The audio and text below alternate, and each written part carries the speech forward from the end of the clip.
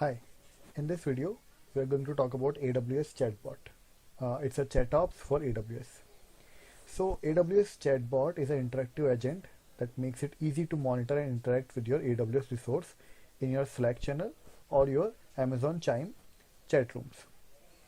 So what basically we are going to do is we will have a AWS Chatbot which will push the notifications into our Slack channel. So with AWS Chatbot, you can receive alerts, run commands to return diagnostic information, invoke Lambda functions, or you can create support cases.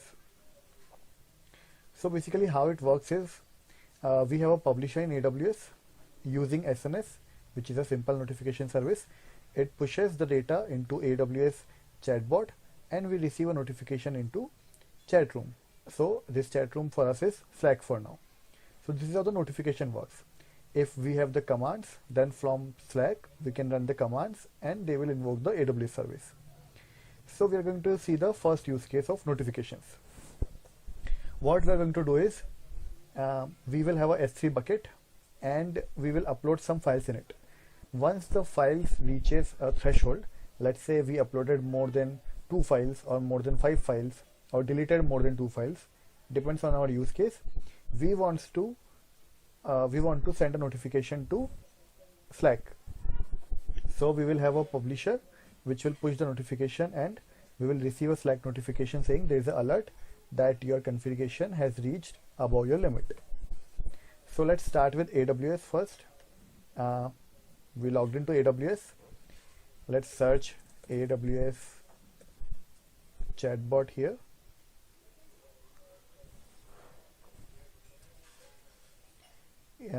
First thing we need to do is we need to start with the chat client configuration. So we're going to use Slack for now because Slack is a comparatively more used chat in multiple offices. So we're going to configure this client. Let's click configure. If you already have your workspace, then you can just type the workspace name and continue. But if you do not have, you can create a new workspace. So I'm going to create a new workspace for this demo. I'm going to type my email address, hit next. I will receive a 6-digit code here. So I'm going to go to my email box. I got this code 484421. So 484421. Next is the name of our company. Let's say the name of my company is RK Jain Group. I'm going to hit next. What is the project your team is working on? Let's say I'm working on an app and it's called Mattress app. We hit next. What do you email most about this project? So I'm just gonna basically who do you email most about this project? So if you can add multiple users or we can add teammates, I'm gonna skip this for now. It's not that important for us. And I'm just gonna click see your Slack channels. So we have Slack started. Now this is our Slack app. It is independent of AWS. We can just directly use it. We see that our channel Mattress app is created here. Right now there is nothing in this app. We can invite people, we can add people, and there is a default Slack bot and my default user. So let's go back to AWS. We'll have to again open Chatbot. So I'm just gonna duplicate a new window and open a Chatbot here.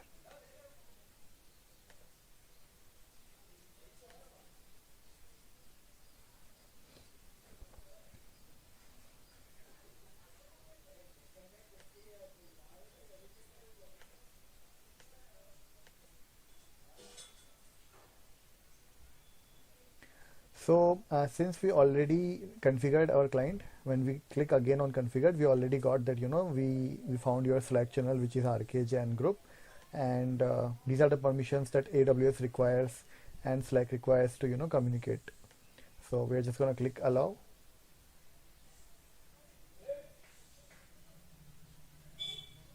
And our client is configured. So we see that we already have a client here, RK Jain Group. Now in this client, we need to create a new channel. So we'll hit create new channel.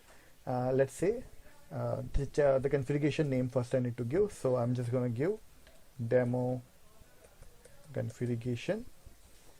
Do you want to publish the logs? We want to publish the logs, all the events. It is priced, so make sure you use it. It's gonna charge you. Slack channel is public. We're just gonna give the channel. So this is Mattress app. This is the channel that we created while creating the Slack workspace. So Mattress app is the channel. I'm just gonna give that here. Permissions. I'm gonna say create an IAM role using a template. So I'm just gonna give a role name, let's say chatbot role, and AWS will automatically create it with all the required permissions. Next is policy template. So as we saw, we have multiple things, like we can invoke a Lambda function, or we can invoke a support command, or we can have a read-only command permissions, or we can have a notification. So I'm just going to give notification for now. We want to just send a notification to Slackbot from AWS. In notification, we need to provide a SNS topic name. So we need to select a region. Let's say I'm selecting a region Mumbai. Now I need to select a topic. Right now there are no topic available. So let's first go to SNS. Basically you go here, search for SNS, which is a simple notification service. Once you search, this dashboard will open. So what we're going to do here is we're going to create a topic. So we can create a topic for each item. So let's say for now we are creating a topic for demo chatbot topic, and I'm gonna hit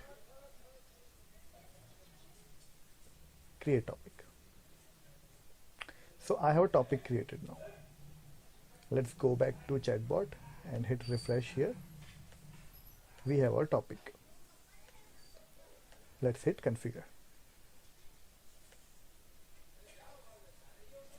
Sorry, we need to provide a policy. Notification, SNS, topic, configure. So we have our client configured now. So what we did is basically we connected our chatbot with our Slack group, and we connected our chatbot with a notification topic. Now anything that will be pushed to this topic will be sent to chatbot. So if you see the documentation for chatbot, then for notifications there are only these things available. Like we can create notifications on CloudWatch alarms, on CloudWatch events, and multiple things within. So for our example, which is when we reach a particular threshold in S3 bucket, we want to send an alert, right? The best option we see here is CloudWatch event. In CloudWatch event, we can just directly choose S3 and configure it to push the SNS, push the events to a SNS topic. But if we read the documentation carefully, the AWS chatbot support CloudWatch event for following AWS service. It only supports for config, guard duty, health, security hub, and system manager. So it doesn't support S3 directly. So what we're going to do is, anyway, we are going to create a CloudWatch event. So let's go to CloudWatch rule. I already have this test event created. So I'm just going to show what I did. Here I have an event created for service S3. Event type object level operations. So what I'm saying is any type of operation, like if you want to put in a bucket, or you want to get from a bucket, or you want to list on a bucket. So any type of operation which happens on a specific bucket. So here I have defined the bucket name. So on this particular bucket, if we do any operations, I want to just create a rule for this. So I have this rule already created with me. Now next is we're going to go to alarms. One more thing to take care here is, whenever we create a rule on S3 bucket, for example, we want to see, we want to get the list objects or put object or get object. For this, we need to have a CloudTrail enabled. If we do not have a CloudTrail enabled, then it will not work. So we just go to CloudTrail. We can hit create trail, or I can just show you my existing trail. What we did here is, it's nothing. I'm just gonna show you a new create trail. We just give a trail name, and we are going to give a bucket name here. So we can just click add bucket, and all the buckets will come.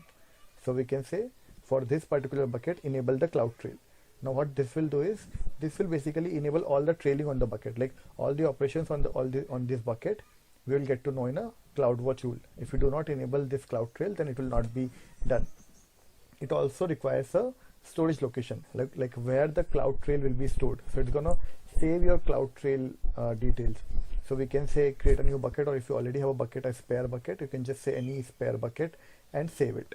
I already have this created with on the same bucket.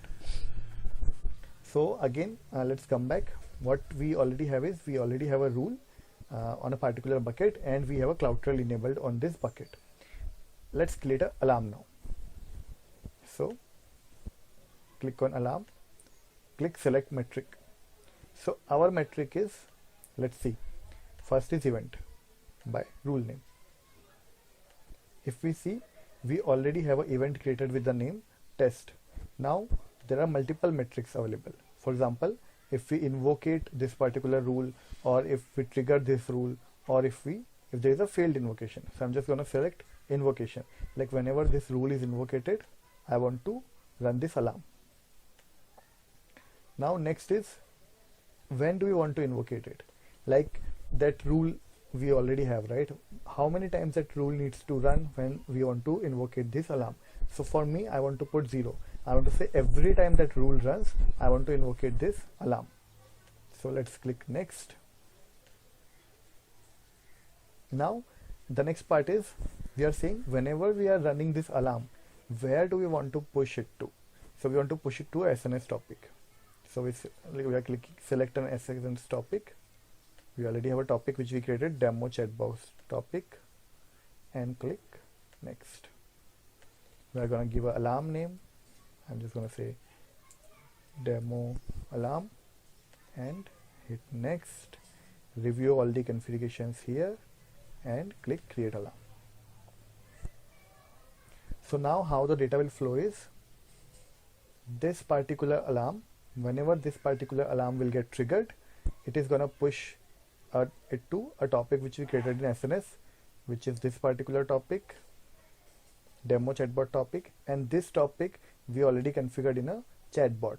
So the chatbot is going to push it to our Slack channel here in the Metres app. So, and the first step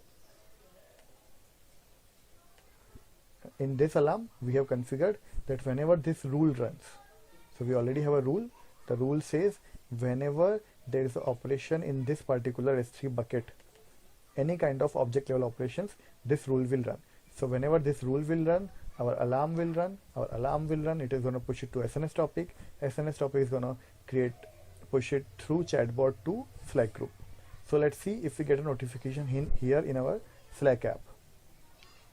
We already have our S3 bucket available. Let's upload something in it. Let's say I'm uploading some file and hit upload. Okay, my file is uploaded. As of now, if we just click, we saw that there is a one new message. So this new message has come from the AWS app. It says CloudWatch alarm, demo alarm is triggered. Threshold crossed 1 out of last 1 data point. So what happened was, we uploaded something in S3 bucket, our rule ran, the alarm checked whether the rule has ran more than 0 times. It did. It pushed the data to SNS topic, and SNS topic via chatbot pushed it to our Slack group. So this is our first use case where we are seeing the notification based chatbot events. We also have multiple other available. For example, the command line based, or the service ticket open based, or a Lambda function invocation based. We are going to see that in a separate video. For this use case, this is it. In case you have any concern or any comments, please let me know in the comment section. Thank you.